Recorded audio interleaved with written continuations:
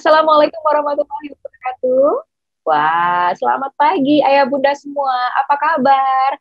Wah, senang sekali hari ini ya, Sabtu, weekend kembali untuk bertemu lagi bersama dengan keluarga. Kalau sudah hari Senin sampai Jumatnya, ada yang sudah mulai kembali bekerja di kantor selama masa pandemi ini. Semoga semua selalu dalam keadaan baik dan sehat dimanapun Anda berada ya.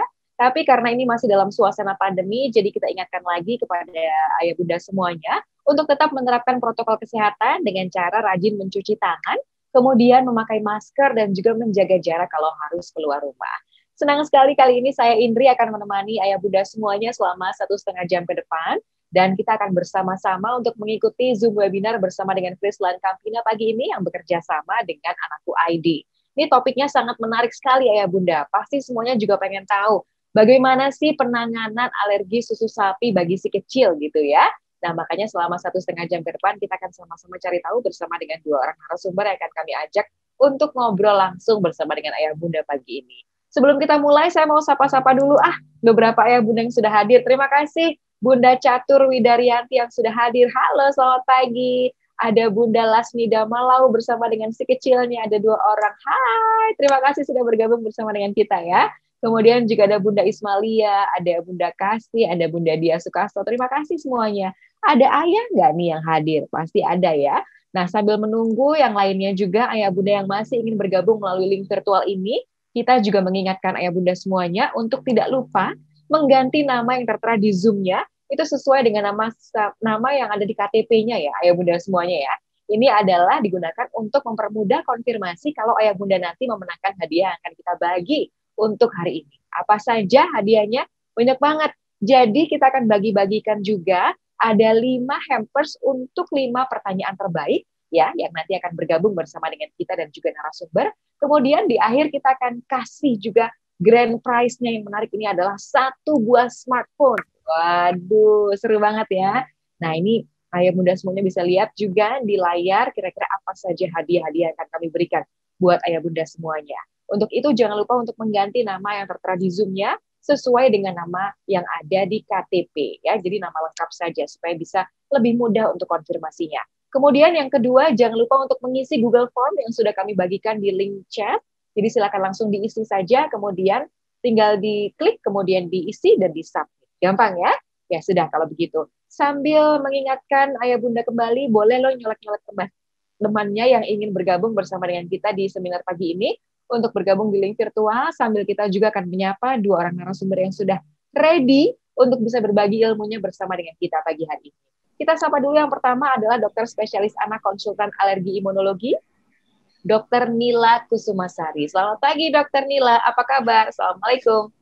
Salam. Selamat pagi. Waalaikumsalam, pagi Indri dan Oke, Bunda semua. Iya, nanti kita akan gabung lagi ya dok ya. Kemudian yang kedua saya juga akan menyapa Dr. Ruli Situmorang as a healthcare communicator dari Friesland Kapita. Selamat pagi Dr. Ruli, sudah bergabung dengan kita pagi ini. Pagi Indri, pagi Bapak Ibu, Mam dan sekalian, pagi Dr. Nila. Assalamualaikum warahmatullahi wabarakatuh. Waalaikumsalam warahmatullahi wabarakatuh. Nanti kita akan lanjut lagi ya Dr. Ruli, kita akan ke Dr. Nila terlebih dulu di sesi pertama ini. Oke. Dokter Nila, boleh sambil share screen, sambil saya juga mengingatkan kepada ayah bunda semuanya untuk bisa ngobrol, bertanya gitu ya kepada Dokter Nila, apa nih pertanyaan yang ingin diajukan kepada Dokter Nila. Bisa langsung tuliskan pertanyaannya di kolom chat, jangan lupa tuliskan nama, kemudian spasi domisilinya di mana, dan spasi pertanyaannya ke Dokter Nila apa. Kemudian yang ingin ngobrol langsung konsultasi dengan Dokter Nila, silakan langsung klik tombol raise hand, dan nanti akan saya berikan kesempatan untuk bisa ngobrol di sesi tanya jawab. Oke, Dokter Nila, sudah kelihatan materinya? Mungkin bisa baik, sudah kelihatan ya, materinya sudah di full screen juga. Baik, Dokter Nila sudah siap untuk presentasi hari ini? Audionya terlebih dulu dinyalakan dulu, Dokter Nila, karena masih mute ya. Boleh dibantu dinyalakan terlebih dulu? Iya. Audio Dokter Nila masih belum nyala? Boleh dibantu dinyalakan dulu? Iya. Oke, sambil kita juga menyapa ayah bunda semuanya yang baru saja bergabung di link Zoom webinar ini. Mana sih unmute? Betul. Sudah terdengar Dokter Nila? Ya. Oke. Nggak unmute ya mana? Sudah terdengar Dokter Nila? Sudah. Sudah. Oke. Bisa langsung presentasi. Baik, silakan langsung berbagi Dokter Nila. Kita akan lanjut lagi di sesi diskusi dan tanya jawab nanti ya. Silakan. Assalamualaikum warahmatullahi wabarakatuh. Selamat pagi bunda-bunda semua atau mungkin ada ayah yang di sini ya. Terima kasih kesempatannya kepada anakku dan juga Friso dalam hal ini sponsor untuk memberikan kesempatan kepada saya menjelaskan atau berbagi sedikit info atau ilmu tentang penanganan alergi susu sapi bagi si kecil. Mudah-mudahan bunda semua masih semangat ya, masih waktu yang pagi. Dan bisa nanti kita banyak interaksi di tanya jawab kalau ada yang kurang jelas. Baik, pertama adalah apa itu alergi? Oke, reaksi alergi adalah merupakan respons sistem imun tubuh yang tidak normal terhadap pajanan bahan atau zat yang sesungguhnya tidak berbahaya bagi tubuh. Nah, bahan atau zat yang mencetuskan reaksi alergi itu kita sebutnya adalah alergen. Nah, terdapat dua alergen, yaitu alergen inhalan dan alergen makanan.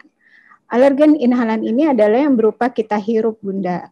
Misalnya tungau debu rumah, ada serbuk tanaman, bulu-bulu binatang, dan masih banyak lagi.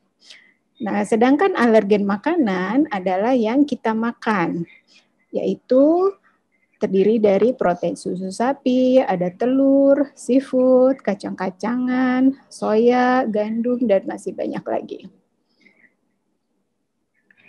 Nah, yang akan kita bahas di sini lebih lanjut adalah tentang alergi makanan dasarnya. Nah, alergi makanan itu adalah reaksi alergi yang disebabkan oleh alergen makanan. Nah, seperti sudah disebutkan tadi, alergen makanan yang terbanyak memicu penyakit alergi, yang tadi kan sudah disebutkan ada beberapa alergennya, Bunda. Nah, yang paling banyak itu sebenarnya adalah protein susu sapi, dan ini hampir sama di sebagian besar dunia. Selain protein susu sapi adalah yang kedua itu telur. Nah, yang kita akan bahas lebih lanjut di sini adalah alergi makanan terhadap protein susu sapi. Jadi alergi protein susu sapi ini adalah sebenarnya reaksi yang tidak diinginkan, yang di dalam badan kita itu diperantarai secara imunologis. Nah, proses imunologis ini nanti terbagi dua. Ada antibodi yang diperantarai namanya dengan imunoglobulin E atau yang bukan imunoglobulin E. Yang ini bereaksi ketika protein susu sapi nanti masuk ke dalam tubuh kita.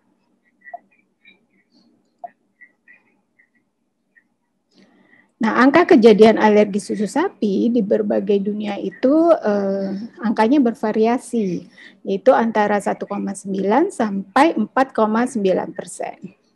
Pasien dengan diagnosis alergi susu sapi ini juga gejalanya bervariasi, bisa 1, 2, dan seterusnya.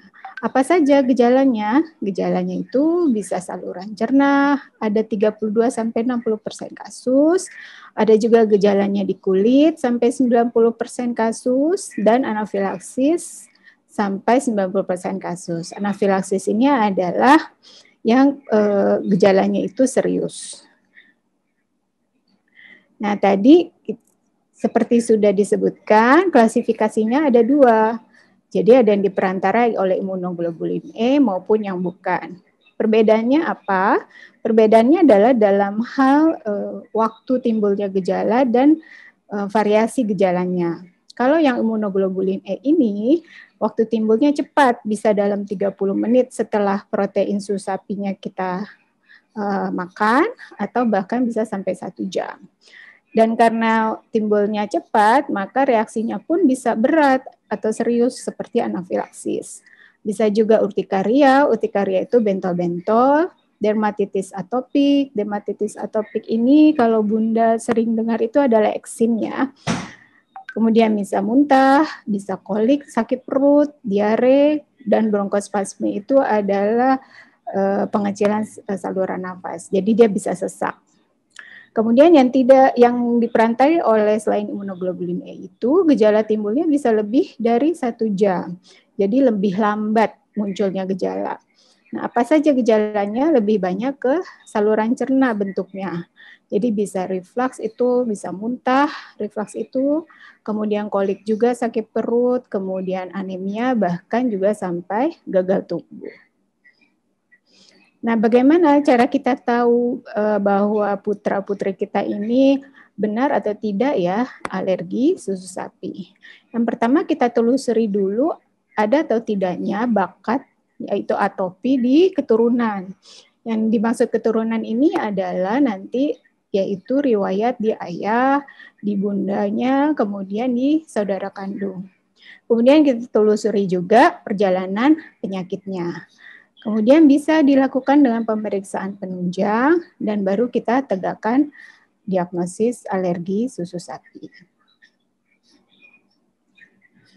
Nah, yang ini saya sampaikan ini saya terangkan dulu satu-satu. Nah, apa itu bakat? Jadi seorang anak itu sesungguhnya memiliki atopi atau bakat untuk mengalami penyakit alergi. Tetapi berdasarkan adanya penyakit atopi dalam keluarga. Nah, dalam keluarga ini yang dimaksud adalah ayah, bunda, dan saudara kandung. Apa saja penyakit atopi yang dimaksud? Yaitu dermatitis atopik atau eksim, asma, dan rinitis alergi. Nah, ini bunda adalah risiko alergi yang bisa dimiliki oleh seorang bayi atau anak. Jadi kalau saudara kandung, kakak, atau adiknya memiliki riwayat alergi, maka pasien ini juga dapat memiliki risiko alerginya sampai 30%. Kalau salah satu orang tua memiliki satu penyakit alergi, maka risikonya hingga 40%. Kalau kedua orang tuanya memiliki riwayat penyakit alergi, maka resikonya sampai 60%. Jadi misalnya ayahnya ada asma, kemudian bundanya misalnya punya eksim, maka resiko alergi putrinya atau putranya bisa sampai 60%. Tapi kalau dua-duanya memiliki penyakit alergi yang sama, misalnya ayahnya punya asma, bundanya punya asma, maka resiko alergi putra-putrinya bisa sampai 80%. Jadi meningkat lebih tinggi. Tapi bagaimana dok kalau misalnya perasaan saya nggak punya alergi, ayahnya juga tidak ada alergi, bisa nggak ya putra-putri kita menderita penyakit alergi? Bisa, yaitu bisa sampai 15% risikonya.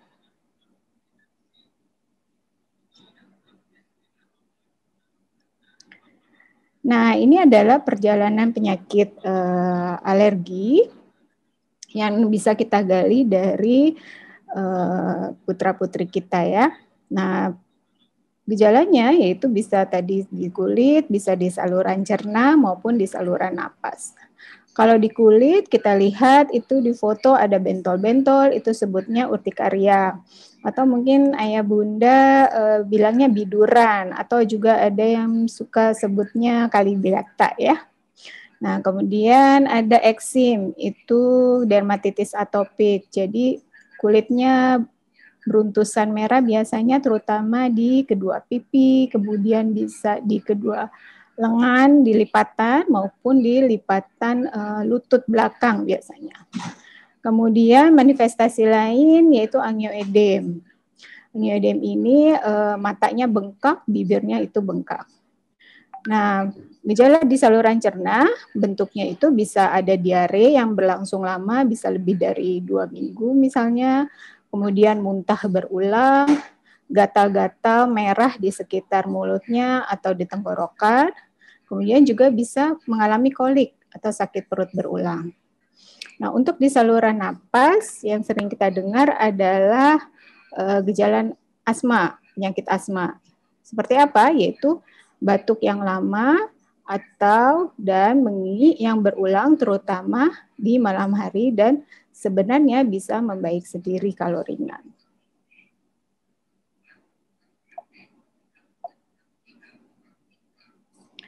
Nah, ini adalah pemeriksaan penunjang yang diperlukan jika ingin menegakkan diagnosis alergi susu sapi.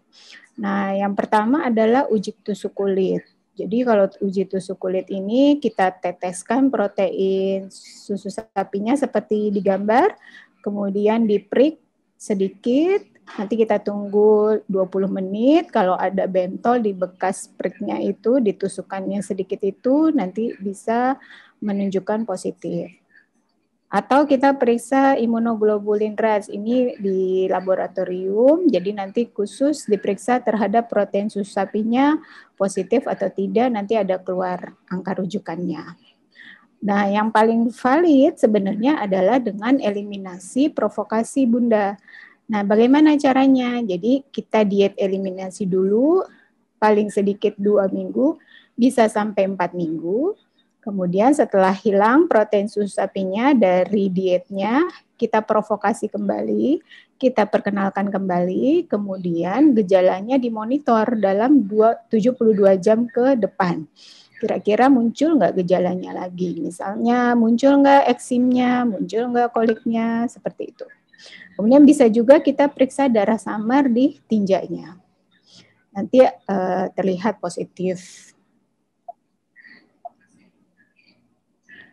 Nah, kalau sudah kita menegakkan diagnosis alergi susu sapi, bagaimana selanjutnya? Apa yang bisa kita lakukan? Yang pertama dan sudah pasti, kita harus menghindari protein susu sapi dan produk turunannya. Nah, produk turunannya ini Bunda yang jangan sampai lupa. Seringkali ini yang sampai lupa. Apa saja produk turunannya? Bisa keju, bisa butter, atau juga makanan yang mengandung susu sapi. Contohnya biskuit, roti gitu ya. Itu seringkali lupa kalau makanan yang mengandung protein susu sapinya. Kemudian karena kita menghindari protein susu sapi, maka harus diperhatikan asupan nutrisi putra-putri kita. Jadi jangan sampai kurang karena tidak ada protein susu sapinya. Jadi tumbuh kembangnya bisa akan sama. Dan untuk mengganti dari protein susu sapi ini, kita kalau misalnya bingung ayah bunda bagaimana ya menggantinya, asupannya apa saja, mungkin bisa dikonsultasikan ke ahli gizi. Kalau misalnya mungkin sudah mengalami gangguan pertumbuhan. Nah, ini adalah rekomendasi dari Ikatan Dokter Anak, bagaimana tata laksana pada kasus bayi dengan alergi protein susu sapi yang mendapat ASI eksklusif. Jadi kalau kita ada kecurigaan, kita temukan gejalanya, kemudian ada riwayat keluarganya, nah kita bagi apakah gejalanya ringan atau berat. Kalau gejalanya ringan, kita tetap lanjutkan ASI-nya Bunda, jadi bukan di stop ya, tetapi ibunya yang harus disiplin untuk pantang protein susu sapi dan produk olahannya tadi selama 2-4 minggu. Jangan lupa ketika di stop protein susu sapinya, ibunya harus mengkonsumsi suplemen kalsium. Nah, kalau misalnya perbaikan, maka bisa dilanjutkan dengan diperkenalkan kembali protein susu sapinya. Kemudian dilihat lagi gejalanya ada atau tidak. Jadi kalau misalnya ketika diprovokasi terdapat gejalanya, oh berarti benar ini dia alergi susu sapi, maka dilanjutkan saja aslinya sampai usia 6 bulan, ASI eksklusif ya. Nanti makanan padatnya sesuai seperti sebelumnya diperkenalkan yaitu MPASI pada usia 6 bulan. Kemudian kalau misalnya ternyata diperkenalkan kembali tidak ada gejalanya, maka mungkin bukan alergi sapi, jadi dilanjutkan saja, ibu bisa mengkonsumsi protein susu sapi. Nah, kemudian bagaimana kalau gejalanya berat? Apa saja gejala berat? Gejala berat itu bisa eksimnya yang sangat berat, seluruh tubuh, kemudian tadi bisa anafilaksis, gagal tumbuh, anemia berulang. Nah, mungkin ini rujuk saja langsung ke konsultan alergi.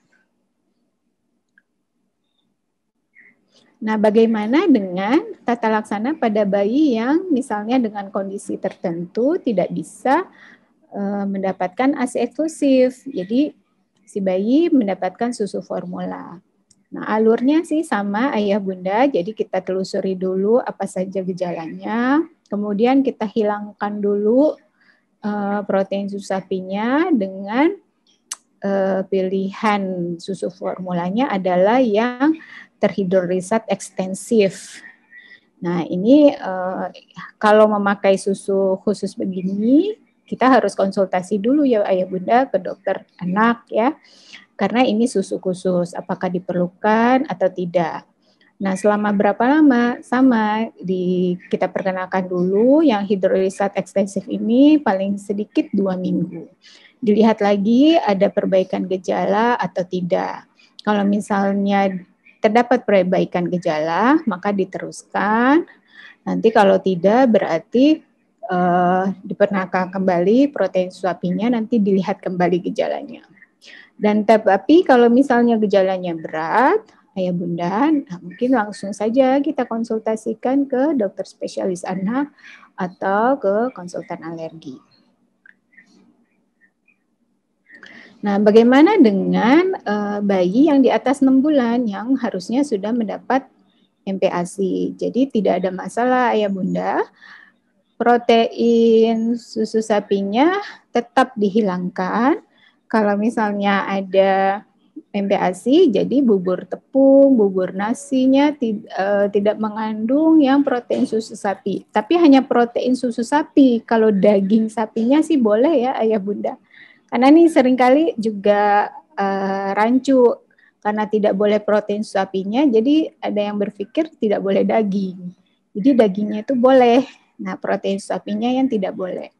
Nah, snacknya ini hati-hati. Kan MPASI ayah bunda sering kasih biskuit. Nah, biskuitnya ini yang tidak boleh mengandung protein susu sapi. Jadi misalnya mengandungnya tepung beras dengan sayuran atau buah.